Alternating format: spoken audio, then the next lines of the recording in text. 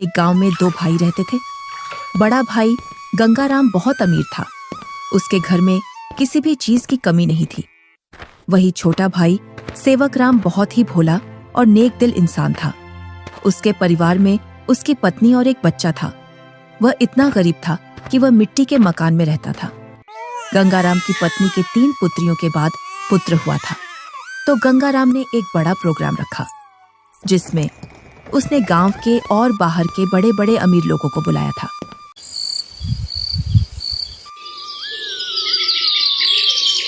सुबह से ही गंगाराम के घर के चारों ओर चहल पहल थी। कहीं पकवान बन रहे थे तो कहीं बच्चे खेल रहे थे और कहीं मेहमान आ रहे थे। गंगाराम के घर के चारों ओर खुशी का माहौल था। धीरे धीरे चारों ओर के मेहमान आ गए, पर आपके छोटे भैया सेवक कहीं दिखाई नहीं दे रहे हैं। अभी तक आए नहीं। आपने गांव में सबको बुलावा दिया है ना? अरे हाँ, बुलाया है उसको। आता ही होगा अपने बच्चों के साथ। तू यहीं रुक और मेहमानों को देख। मैं अभी आता हूँ व्यवस्था देखकर।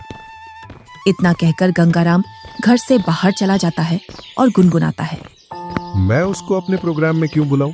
वो कहाँ और मैं कहाँ? मेरे यहाँ एक से बढ़कर एक अमीर मेहमान आ रहे हैं। अगर किसी को पता चल गया कि मेरा भाई इतना गरीब है तो मेरी नाक कट जाएगी। कुछ गांव के लोग सेवकराम के घर के आगे से गंगाराम के प्रोग्राम में जा रहे थे और सेवकराम अपने घर से खेतों पर जाने की तैयारी कर रहा था। जैसे ही वह घर से बाहर निकलता है तो उसको कुछ गांव वाले मिल जाते हैं। अरे सेवकराम, तू अपने भाई के घर नहीं गया? तेरी भाभी के बहुत दिनों बाद लड़का हुआ है। इसी उपलक्ष्य में तेरे भाई ने बहुत बड़ा प्रोग्राम रखा है। तू तो चाचा बन गया है और तू यहाँ, जबकि तुझे तो अपने भाई के घर सबसे पहले पहुँचना था। सेवकराम ये सुनकर दंग रह जाता है। इस बारे में उसे कुछ भी पता नहीं था, पर वह गांव वालों के सामने ऐसे बोलता है जैसे उसे पहले से सब पता है। अरे हाँ भाई, मुझे भी जाना है। बस थोड़ा सा खेतों पर काम बचा है, उसको मैं पूरा करके आता हूँ। जल्दी काम पूरा करके आ भाई। सुना है भाई गंगाराम ने बहुत ही स्वादिष्ट पकवान बनवाए हैं और उसने खाने पर पूरे गांव को बुलाया है। हाँ, ये तो बड़ी ही अच्छी बात है। तुम लोग चलो, मैं आता हूँ। जैसे ही गांव वाले वहां से निकल जाते हैं तो सेवकराम का मुंह उतर जाता है। ये तो बहुत खुशी की बात है, पर इसके बारे में तो मुझे कुछ पता ही नहीं है। चलो, मेरे बड़े भाई के घर पुत्र रत्न तो आया और मैं फिर से चाचा बन गया, पर मुझे इस बारे में कुछ बताया भी नहीं। शायद काम काज ज्यादा है, इसी वजह से मुझे बताना भूल गया होगा, वरना ऐसा हो नहीं सकता कि मेरा भाई मुझे न बुलाए। अरे भाग्यवान, तुमने सुना? तुम्हारी जेठानी के लड़का हुआ है। कुछ गांव वाले इधर से गुजर कर जा रहे थे। क्यों ना अपन भी चलें बड़े भाई के यहाँ? सुना है बहुत ही अच्छे अच्छे पकवान बने हैं वहाँ पर। अरे, ये तो बड़ी खुशी की बात है। आप फिर से चाचा बन गए और मैं चाची, परंतु उन्होंने हमें बुलाया नहीं। बिना बुलाए हम कैसे जा सकते हैं उनके प्रोग्राम में? बिना बुलाए वहाँ जाना सही नहीं होगा। अगर गांव में इस बात का पता चल गया कि हम बिन बुलाए उनके प्रोग्राम में आए हैं तो लोग क्या कहेंगे?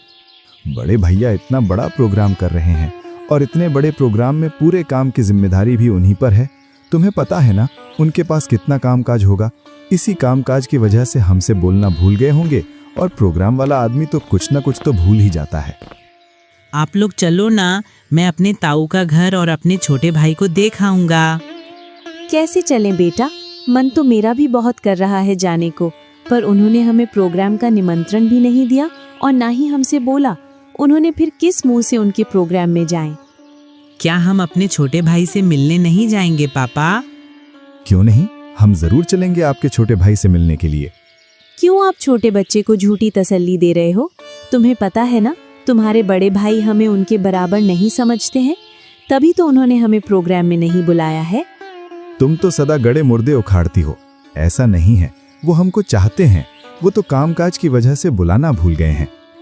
तुम्हें लग रहा है कि भैया तुम्हें बुलाना भूल गए हैं तो तुम जाओ। बिन बुलाए मैं नहीं जाने वाली कहीं। मैं तो खूब खुश हूँ अपने घर में। आपको जाना है तो जाओ। ठीक है, मैं और मुन्ना चले जाते हैं। तुम्हें नहीं जाना तो मत चलो। आप जा रहे हो तो जाओ, पर उधर से जल्दी लौट कर आना। सेवकराम और उसका बच्चा प्रोग्राम में जाने के लिए तैयार हो जाते हैं। अब तुम प्रोग्राम में जा रहे हो तो बच्चे को देने के लिए कुछ तो ले जाना पड़ेगा। हाँ, बहुत देर से मैं भी यही सोच रहा था, बच्चे के लिए क्या ले जाऊं, और बाजार से ले जाने के लिए मेरे पास पैसे भी नहीं हैं। आप तो ये लकड़ी का झूला ले जाओ जो तुमने मुन्ना के लिए बनाया था। अब मुन्ना के कुछ काम का नहीं है। हाँ, यही ले जाता हूँ, इसमें बच्चा खूब आराम से सोएगा।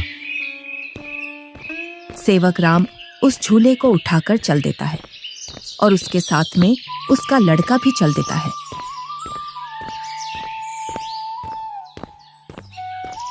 थोड़ी देर बाद दोनों प्रोग्राम में पहुंच जाते हैं।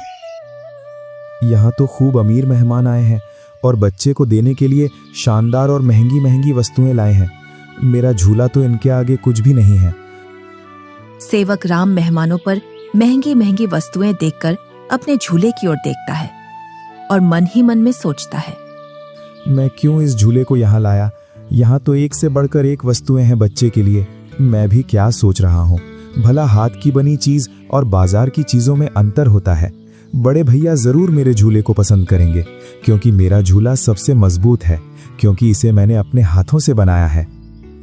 और सेवक राम निसंकोच होकर मेहमानों के बीच में घूमने लगता है। वह देखता है कि उसके बड़े भैया और भाभी मेहमानों का स्वागत कर रहे थे। तभी गंगाराम की पत्नी की निगाह सेवक राम पर जाती है। तब वह गंगाराम से बोलती है, अरे भैया और मुन्ना तो आ गए, पर देवरानी नहीं दिख रही है। कहाँ आ गए? मुझे तो कहीं दिखाई नहीं दे रहे। वो रहे मेहमानों के बीच में। इधर सेवक राम के पास कुछ मेहमान आ जाते हैं। उसकी वेशभूषा देखकर मेहमान सेवक राम से पूछते हैं, अरे तुम कौन हो, और ये कैसी वेशभूषा पहनकर आए हो, और ये लकड़ी का झूला लेकर आए हो इस जमाने में? चलो तुम अपना परिचय दो, तुम कौन हो और यहाँ क्या कर रहे हो? इतना सुनकर सेवक राम संकोच में पड़ जाता है और मन ही मन सोचता है, अगर मैं इन्हें ये बताऊं कि मैं गंगाराम का छोटा भाई हूं तो ये लोग क्या सोचेंगे? एक भाई इतना अमीर और एक भाई इतना गरीब कि वो प्रोग्राम में एक जोड़ी कपड़ा भी सही से पहनकर नहीं आ सकता है। इससे अच्छा तो मैं झूठ बोल दूं। मैं गंगाराम जी का मजदूर। अरे तुम इतना क्यों घबरा रहे हो? डरो मत, बेझिझक होकर बोलो। गंगाराम जी का मैं मजदूर मैं छोटा भाई हूँ। वह बहुत कोशिश करता है झूठ बोलने की, लेकिन उसके मुंह से सच निकल जाता है। क्या बोल रहे हो? तुम्हें पता है ना तुम गंगाराम जी को अपना भाई बता रहे हो? तुम्हें पता है ना वो कहाँ और तुम कहाँ? अपने आप को देखो और उनका प्रोग्राम देखो। इतने में ही गंगाराम वहां आ जाता है और बोलता है, क्या बोल रहा है ये? ये तुम्हें अपना भाई बता रहा है कि तुम इसके भाई हो। मेरा भाई होता तो वो इस हालात में रहता। ये तो मेरा हारी है, हारी। इसको मैंने एक दिन प्यार से भाई क्या बोल दिया, मुझे अपना भाई बताने लगा। इतना सुनकर सेवक राम अपना सिर झुका लेता है। आप प्रोग्राम का आनंद लीजिए, चलो मैं और मेहमानों से मिलता हूँ। जी आप मिलिए, हम भी और परिचितों से मिल लेते हैं। चलो तुम यहाँ से बाहर चलो, मुझे तुमसे कुछ बात करनी है। दोनों भाई एकांत में चले जाते हैं। जब तुम्हें पता है मेरे यहाँ एक से बढ़कर एक मेहमान आए हैं, फिर भी तू प्रोग्राम में घुस आया मेरी नाक कटवाने के लिए। और ये क्या लेकर आया है मेरे लड़के के लिए? लकड़ी का झूला। इस झूले में सोएगा मेरा लड़का। मेरा लड़का तो मखमल के झूले में सोएगा। किसमें? मखमल के झूले में। जा यहाँ से, मुझे दिख मत जाना अब इस प्रोग्राम में। अगर कुछ खाना बचेगा तो मैं सुबह भिजवा दूंगा तेरे घर पर। और हाँ, साथ में अपने लड़के को भी ले जाना यहाँ से। मुन्ना की माँ ठीक बोल रही थी कि बिन बुलाए वहां मत जाओ। मेरी ही गलती है जो मैं बिन बुलाए यहाँ आ गया। सेवक राम अपने बच्चे को लेकर अपने घर की ओर चल देता है, बड़े ही उदास मन से। इतने में ही बच्चा बोलता है, पापा, हम छोटे भैया से भी तो नहीं मिले और आप इतनी जल्दी घर चल रहे हो। सेवक राम थोड़ी हिम्मत करके अपने लड़के से बोलता है, बेटा हम शाम को आएंगे। खेतों पर कुछ काम बाकी रह गया था, वो मुझे याद आ गया है। उसे करके मैं आ जाऊंगा। उसके बाद चलेंगे हम तेरे छोटे भाई से मिलने के लिए। दोनों घर पहुंच जाते हैं। मुन्ना घर से बाहर बच्चों के साथ खेलने के लिए चला जाता है। इधर सेवक राम अपनी पत्नी को पूरी घटना सुना देता है और उसकी आंखों से आंसू छलक जाते हैं। पता नहीं ईश्वर की कैसी लीला है, आज भाई ने भाई को पहचानने से मना कर दिया। आप रोइए मत, ईश्वर एक दिन सब ठीक कर देगा। ईश्वर को भाइयों के बीच में इतना फासला भी नहीं रखना चाहिए कि वे एक दूसरे से ही दूर हो जाएं। आप इतना दुख मत मनाइए, सब ठीक हो जाएगा। आप बस ईश्वर पर विश्वास रखिए। तीनों सो जाते हैं।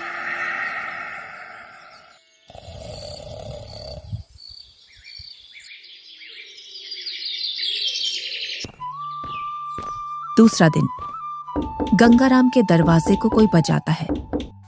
पता नहीं अब कौन आ गया। कल का इतना थका हारा हूं, फिर भी लोगों को समझ में नहीं आता है और आकर दरवाजा खटखटाने लग जाते हैं। गंगाराम जैसे ही दरवाजा खोलता है तो वह देखता है कि सामने एक साधु खड़ा है। क्या है महाराज, क्यों दरवाजे को बजा रहे हो? कुछ नहीं बेटा, बड़े जोरों की भूख लगी है। बस थोड़ा सा खाना मिल जाता तो मेरी भूख मिट जाती। क्या खाना? यहाँ खाना मुफ्त में नहीं मिलता है और ऐसी दोपहर में तुम्हें कहां से खाना ला कर दूं? बेटा, घर में कुछ तो होगा, उसमें से ही कुछ खाने को दे दो जिससे मेरी भूख शांत हो जाए। इतना बड़ा गांव है, तुम्हें मेरा ही घर मिला खाना मांगने के लिए? यहाँ कुछ नहीं है, चले जाओ यहाँ से। इतना कहकर गुस्से में गंगाराम दरवाजा बंद कर लेता है। ईश्वर तुम्हें सदा खुश रखे बेटा। इतना बोलकर साधु वहां से चला जाता है। इधर गंगाराम की पत्नी गंगाराम से पूछती है, कौन आया था दरवाजे पर जो तुम इतने जोर से उस पर चिल्ला रहे थे? कोई नहीं, एक ढोंगी बाबा आया था दरवाजे पर, बोल रहा था खाना खिला दो, तो मैंने उससे मना कर दिया, यहाँ नहीं है खाना। तुम भी पता नहीं अब किस नशे में रहने लगे हो। कल का इतना सारा खाना बचा था, वो वैसे ही फेंकेगा। उसमें से कुछ खाना खिला देते। मैंने ये खाना गरीबों और ढोंगियों के लिए नहीं बनवाया है। ये खाना सिर्फ हम जैसे बड़े लोग ही खा सकते हैं।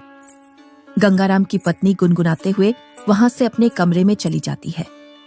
इनको तो पता नहीं अब किस बात का नशा आने लगा है, सीधे मुंह अब किसी से बात ही नहीं करते हैं। इधर साधु सेवक राम के घर के सामने पहुंच जाता है और बाहर से आवाज लगाता है, अरे घर में कोई है? अरे घर में कोई है? आवाज सुनकर सेवक राम घर में से बाहर निकल आता है। साधु को देखकर बोलता है, जी साधु महाराज, बताइए मैं आपकी क्या सेवा करूं? कुछ नहीं बेटा, बहुत तेज भूख लगी है, कुछ खाने को मिल जाए तो आत्मा तृप्त हो जाएगी मेरी। क्यों नहीं साधु महाराज, आइए आइए, जो कुछ हमारे घर में खाने के लिए मिलेगा हम आपको खिलवा देंगे। दोनों घर के अंदर चले जाते हैं। सेवक राम और साधु जमीन पर बैठ जाते हैं और सेवक राम अपनी पत्नी से बोलता है, अरे भाग्यवान, घर में कुछ हो तो खाने का साधु महाराज को ले आओ। सुबह की कुछ दाल रोटी रखी है और अभी खाना बनाने के लिए घर में कुछ भी नहीं है। अरे बेटी, तुम तो शर्माओ मत, जो घर में खाने का हो वही ले आओ, मैं तो खा लूंगा। सेवक राम की पत्नी जो घर में खाना था उसी खाने को गर्म कर लाती है। लीजिए साधु महाराज, गरीब के घर का खाना, हमारे पास तो खाने में यही है। अरे बेटी, तुम अपना मन इतना उदास मत करो, मैं तो ईश्वर की कृपा से जो मिलता है वही खा लेता हूँ। और तुम दोनों इतना उदास क्यों हो? कोई समस्या है आपके यहाँ? साधु महाराज, खेतों में इतना काम कर रहा हूँ, उतनी ही गरीबी आ रही है। गरीबी कम होने का नाम ही नहीं ले रही है। अब तो स्थिति ऐसी हो गई है, 2 वक्त का खाना भी बड़ी मुश्किल से मिलता है। पता नहीं ईश्वर हमारी कौन सी परीक्षा ले रहा है। ये कोई बीमारी तो है नहीं जिसका मैं आपको सही उपचार बता दूं बेटा। बस ईश्वर पर विश्वास रखो, सब सही हो जाएगा। फिर भी मुझे लगता है तुम मुझे तुम्हारी समस्या सही से बता नहीं रहे हो। इतना सुनकर सेवक राम और सेवक राम की पत्नी साधु महाराज को पूरी बात बता देते हैं कि किस प्रकार गंगाराम ने उनके साथ भेदभाव किया। साधु खाना खा लेता है। पता नहीं आपको हमारे हाथ का खाना कैसा लगा, सही लगा या नहीं? बेटी, तुम अपना मन उदास मत करो। तुम तो अन्नपूर्णा हो और तुम्हारे हाथ का खाना बहुत ही स्वादिष्ट है। इतना सुनकर सेवक राम की पत्नी खुश हो जाती है। तुमने बेटा आज मेरी आत्मा तृप्त कर दी है। अगर तुम आज मुझे भोजन नहीं देते तो पता नहीं आज भूख की वजह से मेरा क्या होता। साधु अपने थैले में हाथ डालता है और उसमें से एक पोटली निकालता है। इसमें क्या है साधु महाराज? ये पोटली बेटा बीजों का भंडार है। तुम जिस भी फसल का बीज चाहोगे वो बीज इस पोटली में से निकलेगा, जिससे तुम्हारी फसल साधारण फसल से 10 गुना ज्यादा निकलेगी। ये तो महाराज आपकी असीम कृपा है। ये मेरी नहीं, ईश्वर की कृपा है बेटा। बस एक बात का ध्यान रखना, इस पोटली के बारे में कभी किसी को मत बताना और इसमें से जो बीज निकले उन्हें बेचना नहीं। अगर तुमने ऐसा किया तो ये पोटली आपके किसी काम की नहीं रहेगी। जी साधु महाराज, मैं कभी ऐसा नहीं करूंगा। और साधु महाराज वहां से चले जाते हैं। साधु महाराज के पैर जैसे ही घर में पड़े तब से घर में शांति का अनुभव हो रहा है। हाँ भाग्यवान, अब ईश्वर की कृपा से सब ठीक हो जाएगा।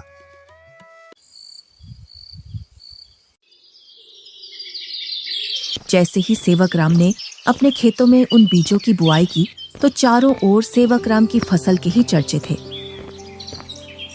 इधर गंगाराम अपने धन के घमंड में जी रहा था, जिससे वह किसी से भी सीधे मुंह बात नहीं करता था। इधर सेवक राम की संपत्ति बढ़ रही थी और गंगाराम की घट रही थी, और इसी के साथ गंगाराम के घर में अशांति भी बढ़ रही थी। कुछ ही दिनों में सेवक राम ने गांव में गंगाराम से भी बड़ा मकान बना लिया था और सेवक राम अब अपने घर में खूब खुशी खुशी रह रहा था। पर एक दिन, मालिक, अब मैं आपके यहाँ काम नहीं करूंगा। अब मुझे दूसरे गांव में आपसे ज्यादा जमीन मिल रही है और इससे भी अच्छी उपजाऊ। क्या बोल रहे हो हरिया तुम? तुम्हें पता है मेरे पास कितनी जिम्मेदारियां हैं? तुम चले जाओगे तो मैं अकेला कैसे खेती और घर संभालूंगा, और ऊपर से मैं अकेला आदमी। मुझे जहाँ मुनाफा मिलेगा मैं वहीं काम करूंगा मालिक। अगर मुझे इतनी ही मेहनत में मुझे वहां ज्यादा फसल मिलेगी तो मैं वहीं जाऊंगा। अरे हरिया, मैं भी तो तुम्हें खूब मुनाफा करवाता हूँ। बस तुम इस साल और रुक जाओ, मैं जब तक दूसरा हारी देख लूंगा। मालिक, 2 सालों से तुम मुझे बेवकूफ बना रहे हो। न तो तुम अनाज ज्यादा देते हो और न ही तुम दूसरा हारी रखते हो। मैं तो चला, तुम जानो और तुम्हारी खेती। अरे नहीं, ये तो चला गया। अब मैं क्या करूंगा? कई सालों से मैंने खेतों में काम भी नहीं किया है, जिससे अब मुझसे खेतों में काम भी नहीं होगा। क्यों ना मैं सेवक राम के यहाँ जाऊं। अब तक तो उसने उसकी सारी जमीन बेच दी होगी, क्योंकि हालात तो वैसे भी खराब चल रहे थे उसके। वो जरूर मेरे खेतों पर काम कर लेगा। गंगाराम सेवक राम से मिलने के लिए चल देता है।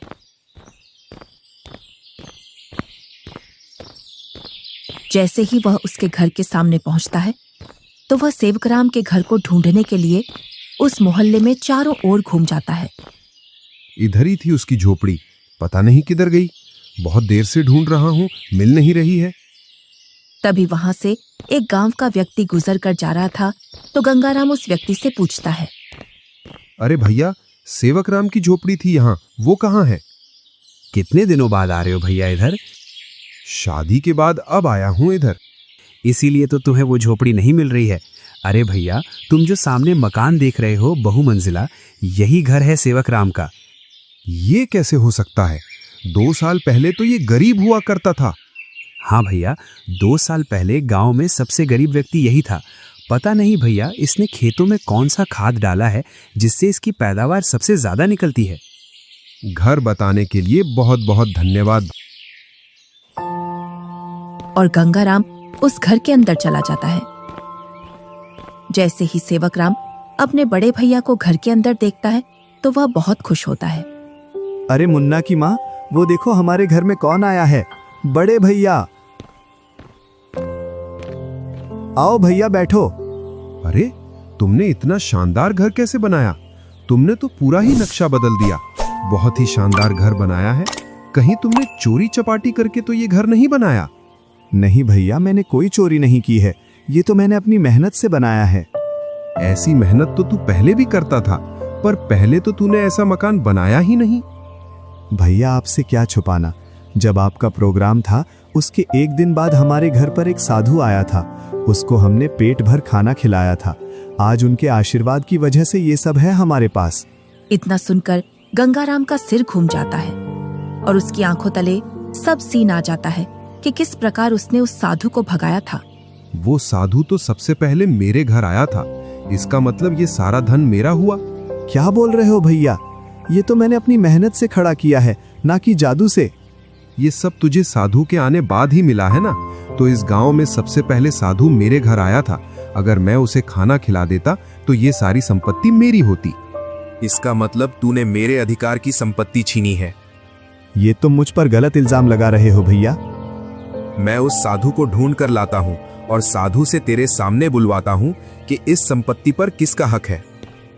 और गुस्से में गंगाराम वहां से निकल जाता है। कई दिनों तक वह उस साधु को खोजता है। बड़ी मुश्किल से एक जंगल में तपस्या करते हुए वह साधु मिल जाता है। साधु महाराज प्रणाम। कौन हो बेटा जो तुम मेरी तपस्या में व्यवधान डाल रहे हो? मैं गंगाराम हूँ। आज से 2 वर्ष पूर्व तुम मेरे घर आए थे खाना खाने के लिए, जब तुम्हें जोरों की भूख लग रही थी। तुम तो वही हो ना जिसने खाना देने से मना कर दिया था? हाँ, पर उस संपत्ति पर पहला हक मेरा बनता है जो तुम मेरे भाई को देकर आए हो, क्योंकि तुम खाना मांगने सबसे पहले मेरे घर आए थे। कौन सी संपत्ति? मैंने तो उसे सिर्फ आशीर्वाद दिया था, क्योंकि उसने बड़े ही सम्मान के साथ खाना खिलाया था, और वो धन तो उसकी मेहनत और ईमानदारी का फल है।